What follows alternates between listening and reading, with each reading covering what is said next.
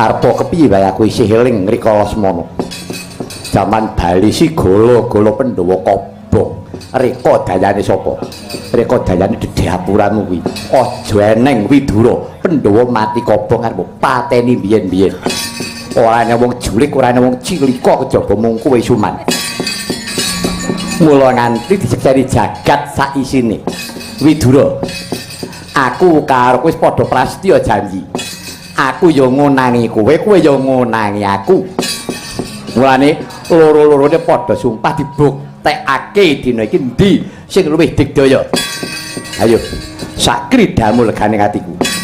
Pancen ora ana sing tak arah kejaba mung sengkuni aku mungsuh sapa-sapa ya ora gelem. Kejaba mung kowe. Aku gelem mateni nek mateni kowe padha to iki. Wonten timbalan iki ngadawu. Koko Prabu. Tak takoni kowe matur sing prasaja aturna opanane. Inggih Koko Prabu. Lelakon Baratayuda Jaya Binangun iki ibarate lelakon kowe nggawe crita apa ora? Kowe nggawe lelakon apa ora? Lelampane iki kados pundi Kakang? Sing ngrusak turune Sang Wyasa iki sapa hayo? Wiwit Kurawa lan Pandhawa isih cilik-cilik wis mbok ajane ora rukun. Jagat sak isine iki wis nekseni marang tumindakmu kang hambek culika candala dahwen upen jahil metakil akal ukil. Kelakuanmu kelakuan pukil iki ya kaya kowe kuwi. Mula ndi to wong nonton wayang semene akeh kok seneng karo Sengkuni niku ndi to? Ora eneng nek wong degleng. Ayo. Laksurana Sengkuni. Tak takoni. Nggih. Awak kene lagi apes. Suket godhong kayu dadi mungsuh. Yen perlu kanca gulang-gulung tunggas bantal tegel lan mentala. Apa ya awakku kira ning apike ta iki? Apa kira-kira wong sejagat iki sing elek banget iki Sengkuni mung awakku dhewe? Apa kira-kira wayang sekotake sing elek dhewe iki ning aku? Lah yen kowe kuwi apikmu ki ning endi? Apikmu manggone ning endi Sengkuni? Inggih. Sae ingkang culika ning tanggal jawab ketimbang bisa anak-anak ning mboten ngopeni. Hus, cangkemmu. Aja wacan ngucap Sengkuni. Sabar Kakang. Ampun duka rumiyin. Monggo dipun petang kanthi jangkep, dipun enget-enget kanthi wening. Atur kula menika adhedhasar kasunyatan boten ngawugawar. Cobi monggo dipun penggalih rumiyin. Kurawa menika putranipun sinten? Lah ya anakku ngono piye edan apa piye? Kurawa ki anakku. Lajeng tanggal jawabipun tiyang anak-anak menika kados pundi? Apa mung nyithak tok? Apa mung jelingkrak-jelingkrik tok? Lah rak boten mestinipun sak sampunipun peputra lajeng kagula wentah ngantos diwasa dosaken kamukten menika tanggal jawabipun tiyang sepuh ing mangka putra paduka menika cacahipun 100. Sak mangke monggo kula dherekaken ngenget-enget sejarahipun Duryudana jumeneng ratu wonten Ngastina menika sinten ingkang ngrekadaya ngrekayasa kula Kakang. Klebet Kurawa Citraksa Citraksi Durmagati dados pengiran pati sing dadoske sinten? Kula. Sabab menapa? Paduka sampun paring dawuh rikala semanten, Sengkuni aku njaluk tulung telungane sing awas mripatmu. Ponakamu ki cacahe 100 golekno kamukten. Golekno kamukten. Aku njaluk tulung ya Sengkuni. Inggih Koko Prabu, sedika ngestakaken dawuh. Cobi kula atur menggalih nenget-nenget paring dawuh menapa mboten rikala seman. Lho, iya pancen bener. Lah nggih, sampun kula lampahi. Duryudana dadi ratu ingkang rekadaya kula. Sedayanipun ingkang putra manggih kamulyan menapa kula lepat. Ngene, Mau golek kamulyan kuwi tumindake sing bener becik. Awon sae menika gumantung raos pangraosipun piyambak. Sae kangge kula dereng kinanten, sae kagem panjenengan, sae panjenengan dereng kinanten sae kangge kula. Ning nadyan ta kula menika dipun wastani culika, damelan kula mpun rampung. Nan perintah kula ngestakaken dawuh Duryudana kelakon dadi ratu, Kurawa sampun dados pangeran pati. Perkawis pejah gesang menika wonten ngarsanipun Gusti ingkang murbeng dumadi. Lah sak mangke tanggal panjenengan, tanggal jawab panjenengan wonten pundi? Gentos monggo klati paring dawuh. Atase aku iki anak-anak panjenengan menapa? Apa pesengkune iki elek terus kebadot elek? Mboten ngaten Kakang. Menika awrat-awrat kula anggen kula ngestokaken dawuh pangandikanipun Kakang Prabu Drestarstra anggen paduka pasrah kaliyan kula pados kamuktening Kurawa pun kula tindakaken sae lepat menapa leres swarga apa neraka menika gumantung wonten gesang kula menika badhe kula sangga piyambak kula tanggel jawab bab perkawis gesang kula ning pakaryan kula sampun rampung monggo sengkuri dianggep elek monggo kula ngakeni Kakang perkawis kula dipun wastani tiyang culika upamiya kula tiyang nanem badhe panen kedah ngunduh badhe kula unduh nanging Kakang monggo kula aturi lenggah ingkang sekeca nikmat mupangat nelasaken bondo negari ngestina sing bondo sing boten sampurna niki monggo kula aturi nelasaken mangke badhe ketingal kados pundi dumados sing lelampahan sampun Kakang nyuwun pamit dinten menika badhe kula jange wonten madyaning payudan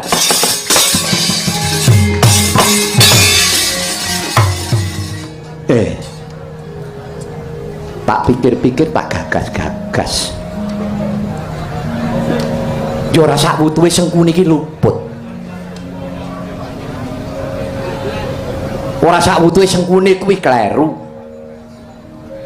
sing tak pikir-pikir sing kleru kuwi malah panjenengan ingsun Bendari wonten dawuh kowe rumangsane luput apa ora kados pundi kowe rumangsane luput apa ora lepat ingkang kados pundi oh budhek kuping ucape sengkune iki mau kuwi bener apa ora inggih leres nah nek pancen ucape sengkune kuwi bener sing kleru ki aku karo kowe tekse anak-anak ora iso gula wentah gemrayah sepirang-pirang ning nyatane ora kopen sing ngopeni wong liya sing muktekake sengkuni dadi aku karo kowe nandhang dosane kleru aku karo kowe iki Gendari mau krungu ucape Pakmu cilik sengkuni mau mireng Rama sak krungumu sing muktekke kowe kuwi bapakmu apa sengkuni iya yang madosaken kawukten paman sengkuni nah bener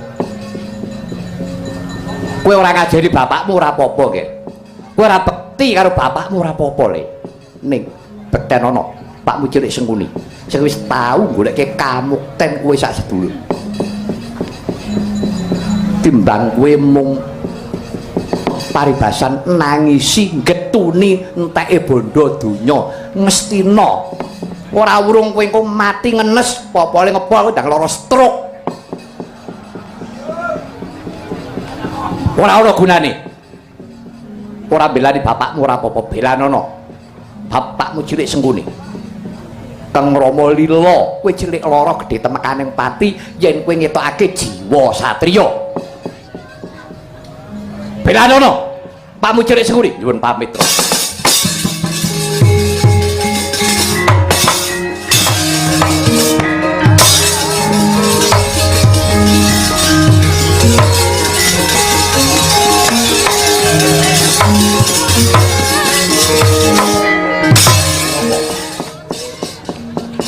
kula ingkang ngrayipun gajaksa cumadung dawuh kula pun sara basanta cumadung dawuh Kakang ladal kula Wirupaksa cumadung dawuh Kyai Patih ketingalipun Kiraka Patih dinten menika sampun ngrasuk kawaca kaprajuritan menapa jengandika Kakang badhe jumeneng dados senopati kadangku Gajaksa Sara Basanta kowe sing dadi ratu ning Plasa Jenar. Mestine sing dadi ratu biyen kuwi aku, ning aku duweni rasa tanggung jawab kelawan mbakyumu Kakang Mbok Gendari. Aku dipasrahi kon muktekke kelawan para kadang Sata Kurawa wis kelakon mukti tenan. Ning nyatane dina iki dadi perang gegempuran trah Sang Wiyasa, aku dikira sing marai dadi jalaran perangi darah Barata. Areh ning lelakon wis nuduhake kabeh padha ngarani yen to Sengkuni kuwi culika. Aku ora bakal endo saka lelakon iki. Tak akoni, Sengkuni luput. Aku kleru. Anggonku ngubupi ya kuwi Kurawa kelawan Pandhawa aja nganti rukun. Salajengipun, nah kuwi dianggep kleru dening Sinuwun Sepuh Kakang Adipati Destarastra. Aku ya prasetya, aku sumpah nadyan kula lepat paribasane nek Sengkuni iki matine mati kodhok ora perwira. Pejah kula kedah wonten palagan kula kepengin jumeneng dados senopati. Kula lila bangkene Sengkuni dijing-jing karo mungsuh. Wah, mekaten Kakang. Iya.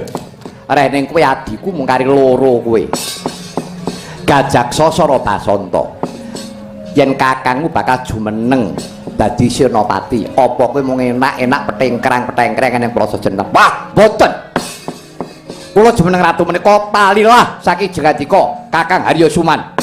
Sasedanipun Kakang Gendara, Mbakyu Gendari dados putri boyongan. Jengandika medhinipun dados ratu ning Paduka.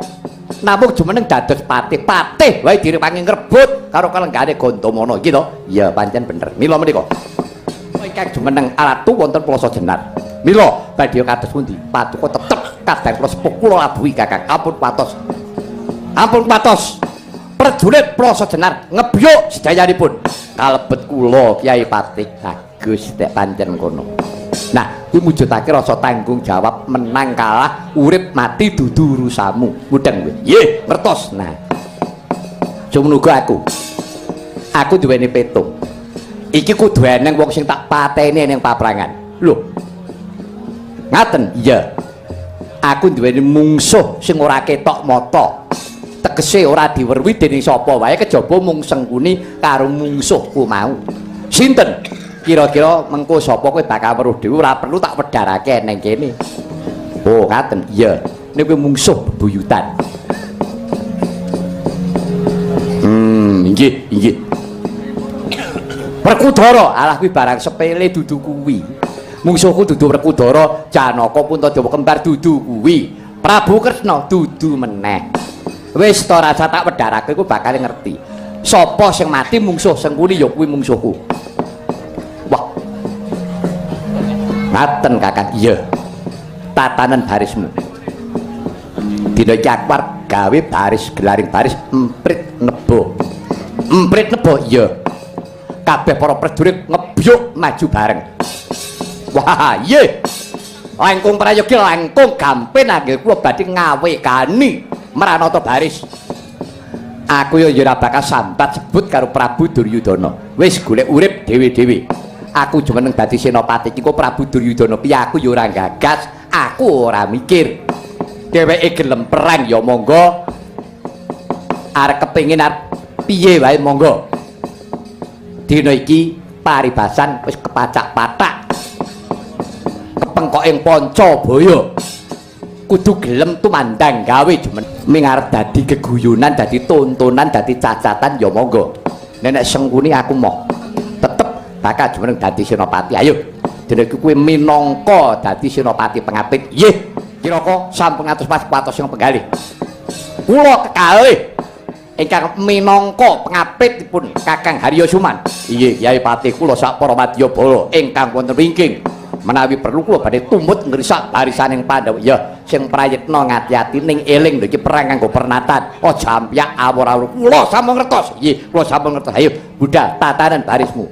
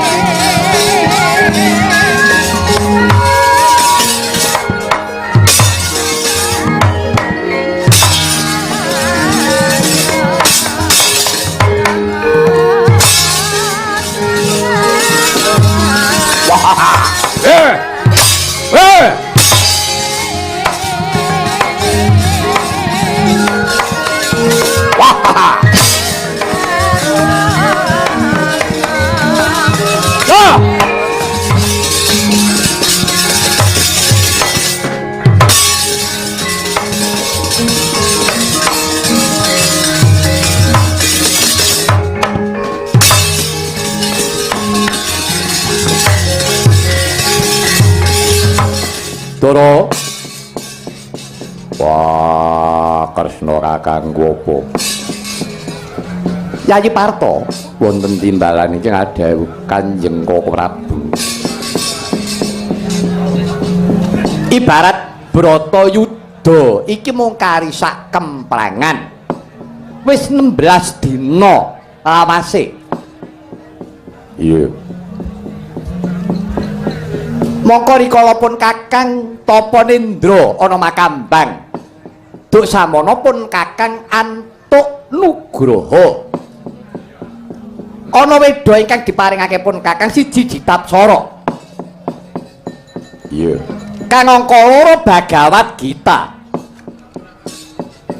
Weda loro mau minangka dadi paugraning Baratayuda Jaya Binangun. Yen to jroning weda Ditapsara nyebutake Bratayuda kuwi mung 18 dina. Lamun mengkono Werkudara, tegese mung kari 2 dina netepake menang kalahe Pandhawa. Kudu menang. Lho, aja mbok kudokake. Kuwi mung kari ana pambudidayamu. Iya. Kaping pindhone ing Serat Bagawat Gita, ing kono nyebutake ya kuwi Bakti Yoga lan Karma Yoga. Bakti Yoga kuwi mau darmaning satriya nindakake kewajibaning kasatriyan, rawe-rawe rantas, malang-malang putung. Kuwi kulawarga apa sedulur yen pancen kuwi dadi letheking jagat kudu disirnake disingkirake. Aja nganti senopati kaprawasa dening katresnan. Inggih Koko Prabu. Lah Karma Yoga kuwi mau wohing lelabuhan. Wohing lelabuhan ku mau ala apa becik bener apa luput swarga apa neraka. Pasrahna Gusti kang akarya jagat sing baku wis nindakake marang darmaning kasatriyan. Bola-bali rak kuwi sing tak dawuhake to Yayi. Inggih Koko Prabu. Ya. Nanging lilarono aku duweni penemu. Ya piye? Kurawa wis entek. Ya paman entek terus kuwi arep kepiye? Enteng jejibaning Pandhawa. Ku senengamu kok ngentengke karo liyan. Aja di. Aja Werkudara. Pitungmu rak mung kari Duryudana karo Sengkuni rak ngono to. Ibarate wong gegawa iki saya abot. Sababe apa? Sabab Yayi Duryudana karo Patih Sengkuni ku aja nyepelekke Patih Sengkuni. Sengkuni ki metu petake ya ngilani. Kuwi duweni kadegdayan linuwih. Eling apa ora jaman Pandhawa Kurawa rebutan Lengatala. Rebutan Lengatala tiba nang Jrambah kutah lambah-lambah. Ayo sing gulung Lengatala ki sapa? Sengkuni to. Aja mbok sepelekke Werkudara. Supaya Sengkuni wong kaya ngono wis tuwa ngono to karepmu. Woh, aja sok ngremehke karo liyan, ora becik kedadehane Yayi. Iya. Lah, mula kang saka kuwi kebak ing pengati-ati kanthi petung sing ganep. Nyiras pantes nyuwun ana ngersane Gusti muga-muga Pandhawa Pinardawa yuswane Pinardawa kamulyane. Bisa ngrampungake jejibahan, ngrampungake kewajiban. Ya.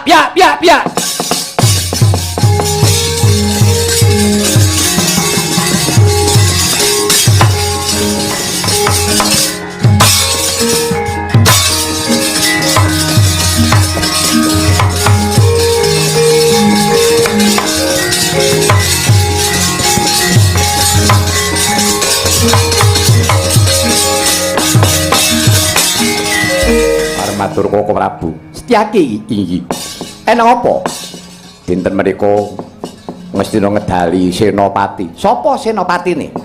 Mboten wonten malih kejawi namung julik Sengkuni dinten menika. Sumpar manguh petak matya-tya. Wah, dudukan. Nyadi. Nek krungu Sengkuni kok tanganmu kok lenteng men. Wah, arek enteri sapa? Dene tak rampungane mengko dhisik to. Iki senengamu Kok ninggalke petung, ninggalke pun kakang. Kowe dadi botoke apa piye? Lampung ana dhewe yen pancen mengkono nek pun kakang iso mbok anggap mengko dhisik.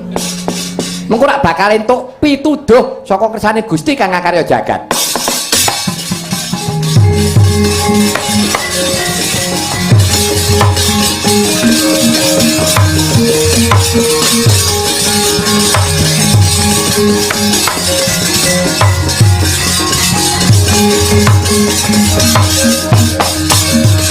Anak Prabu Kresna aja kaget pun paman ingkang prapta. Paman Widura ingkang rawuh. Iya. Wonten wigatos menapa paman? Aja dadi rasane atimu nggerekake Kresna apa dening para anak-anakku Pandhawa kabeh. Dina iki wis temeka kala mangsane nggonku kepengin bakal ngluwari punagi. Ngluwari punagi kados pundi? Mumpung dina iki bidang aku wis ngetok bakal tak temoni Sengkuni. Lho. Nangger piye to? Estunipun bingung raos sing manah kula lho paman.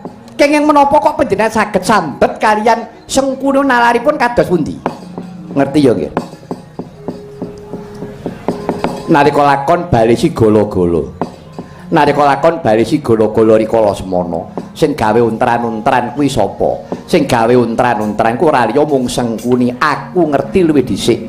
Mula rikala semana jroning pakuwaning Pandhawa kae rak ana guwa. Inggih, kuwi sing gawe aku dalasan para prajurit. Sing gawe Widura lan prajurit panggombakan kabeh sing gawe guwa sing gawe song kanggo nyelametake para Pandhawa. Sengkuni ngerti karo aku. Wo jebulane sing nyelametke Pandhawa iki ora liya mung Widura ya titenana besok. Nah, mumpung iki temeka kala mangsane punagi iki bakal tak tetepi. Jalaran aku wis kencan semayan kelawan Sengkuni. Oh, lah dalah. Inggih, inggih. Werkudara, apa?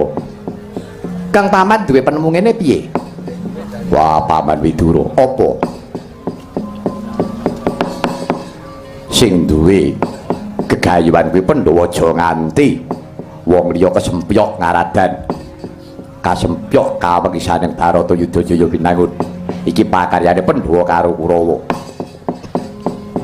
Baratayuda iki pun paman melu gawe. Aku melu nyelametke para Pandhawa. Nganti aku iki digethingi karo Patih Sengkuni. Wis padha prastya janji yen aku ora mbok nilani dadi senopati. Ibarate wong duwe utang aku ora bakal bisa nyaur. Mbuh kalah, mbuh menang, mbuh mati, mbuh urip. Dina iki senopati tak jaluk rilane atimu para Pandhawa. Aku sing metokake Sengkuni.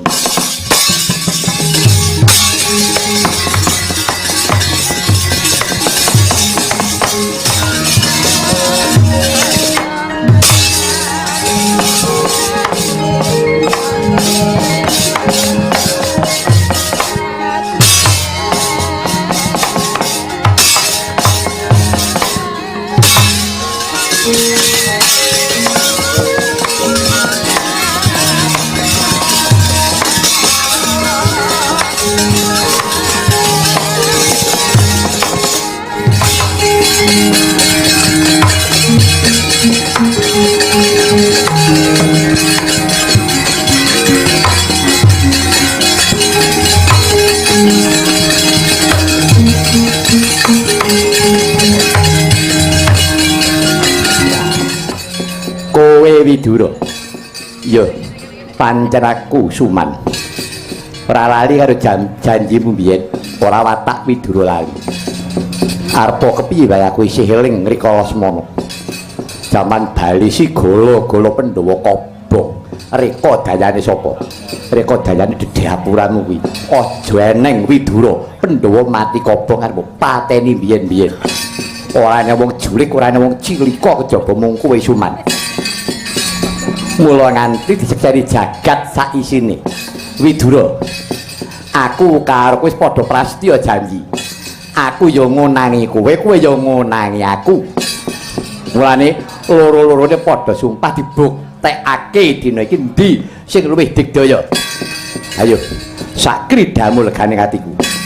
pancen ora ana sing tak arah kejaba mung Sengkuni aku mungsuh sapa-sapa ya ora gelem kejaba mung kuwi aku gelem mateni nek mateni kowe padha to iki ya kaya ngene iki rasane nek dene rasa pengancam wong dendam kaya ngene iki ayo maju walah klingkung kling mlaku ora jejeg iki arep sumbar buktekno Sengkuni wong jeneng ayo endi sing luwih digdaya regane atiku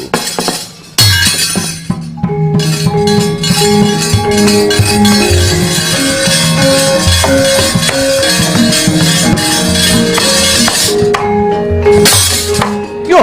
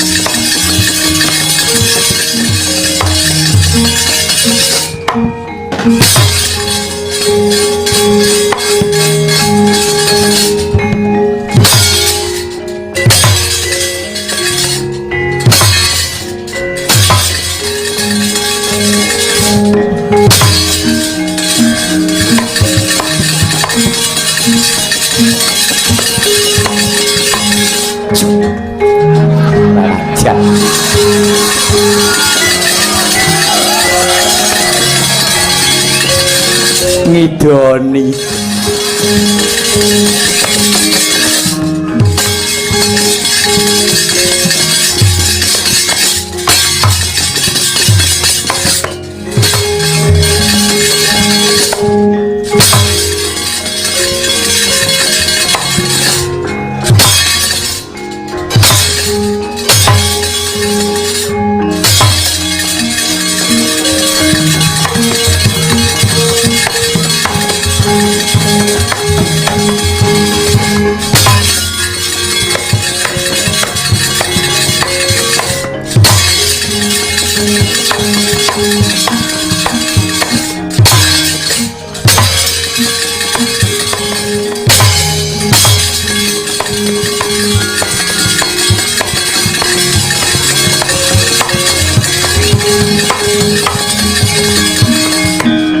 minggiat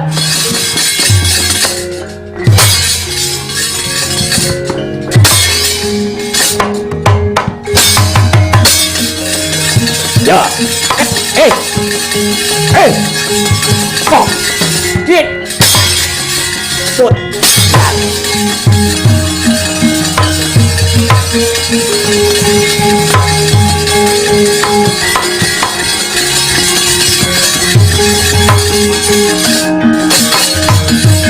Suramrata Jayamrata aja meneh kok mung kowe Widura banggamu sepira mbok Pandhawa to kon ngeroyok aku ora-orane aku mundur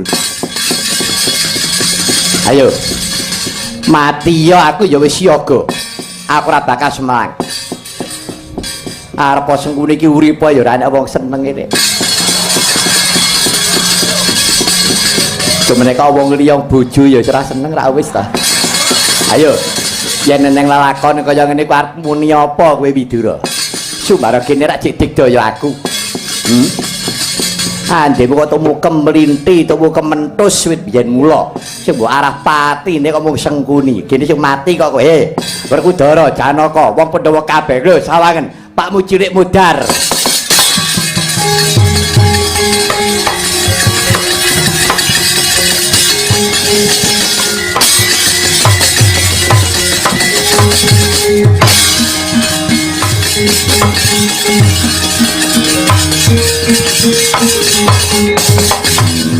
Kresna kakangku.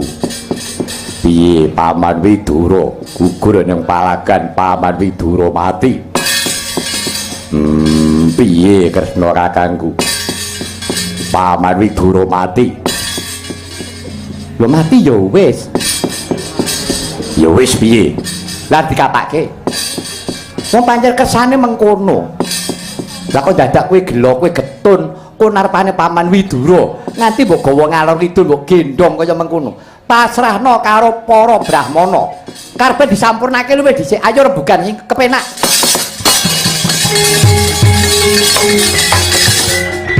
Kresna kakangku, piye? Parampungane Sengkuni. Iya mengko dhisik, ning sabar dhisik to Werkudara. Aja grusa-grusu. Lelakon iki dudu perang gagal, dudu perang ampyak amur-amur, ning perang nganggo petung kapribaden. Lali apa kowe? Aku selak ora mentala nyawangku narpane Paman Widura sing gedhe labuh labete karo para Pandhawa. Wong terus pateni karo bedes Sengkuni. Tarampungane Sengkuni. Iya. Nek mengko dhisik. Mengkene Yayi. Pancen kabeh kuwi mau yen to didoli aka ya rampung ning mesti ana kuciwane ana cacate. Iya. Nek kowe ora manut karo pun Kakang wis maju. Maju. Nek kowe menang karo Sengkuni pun Kakang pelehno. Wis tak lilani gage maju saiki. Tak sawang saka kene. Sadape apa? Lah, mula sangka kuwi Yayi. Mengko dhisik dipikir diwenengke ciptamu, dimenepke rasamu. Mengko ora bakal entuk pituduh. Aja grusa-grusu Werkudara.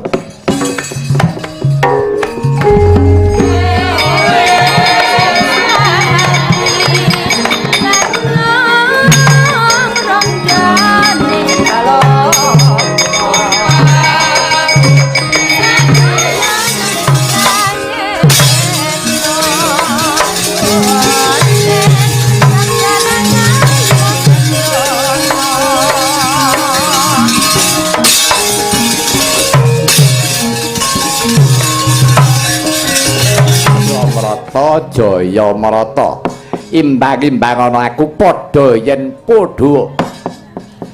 Wah bangsa telek patih Sengkuni menungso jurika peret nyawamu. Kangelan kowe arep mateni karo aku gaman kayangan tumplaken. Nek perlu lho Pandhawa maju bareng. Ayo kroyoken pajupat. Ora-orane Sengkuni bakal mundur sejangkah. Kadang dhewe perlu nyambato Gandharwa. Jare Werkudara kuwi duwe sedulur Gandharwa. Ketokno nek perlu. Ora susah kakean cerewet. Werkudara dhewe iso nyampurake diapura. Ayo katokno budimu legane atiku, Gus.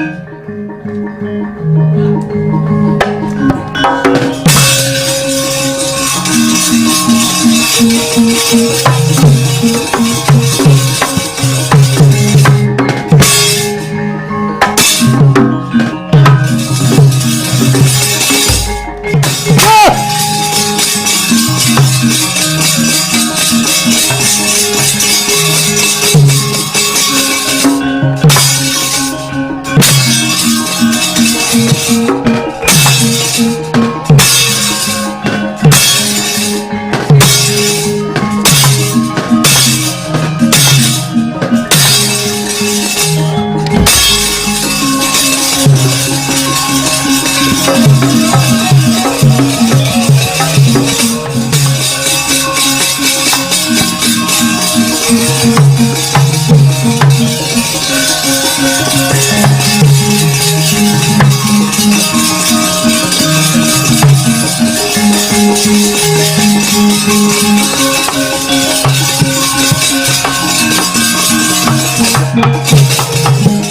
Werkudara? Anggonmu temandang gawe. Anggonmu nandhingi kridane Sengkuni.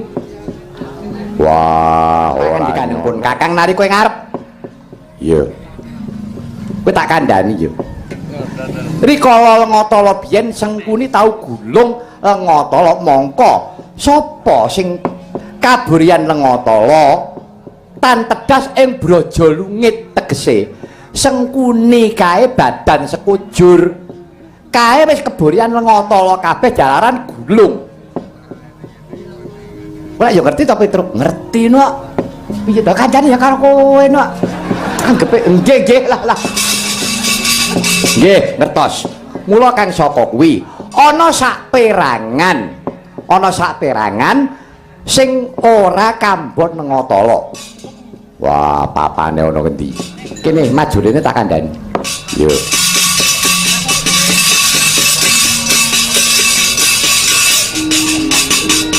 Wis ngerti? Wah, yo pancen kuwi. Yo, tindakno. Wah, dudu karepe dhewe. Yo! Oh!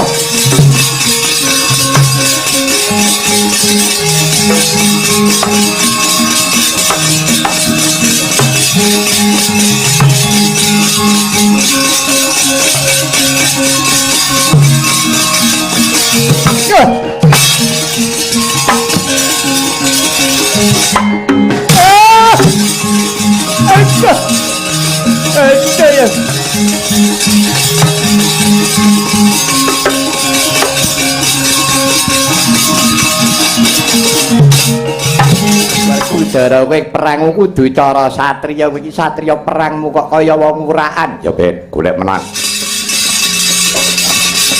sebab mungsuh wong urakan ora melu urakan ora bakal menang. Oh najan ngono kowe ora bakal bisa mateni aku ora iso mateni Sengkuni dudu Werkudara aku wis ngerti pengapa sama mapan yang cantoko aduh mati aku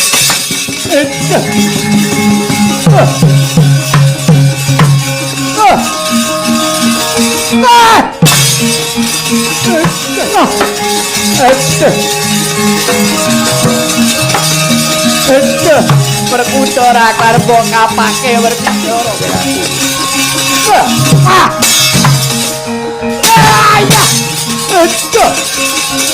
Werkudara karbo kapake Werkudara